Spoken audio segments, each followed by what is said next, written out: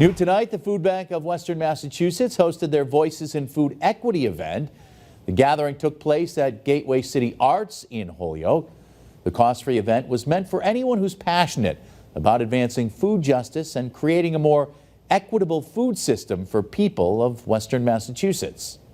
And we need to make sure that everyone has access to food, regardless of, and healthy food at that, regardless of their circumstances. Tonight's event featured several guest speakers, including State Rep for the City of Holyoke, Pat Duffy.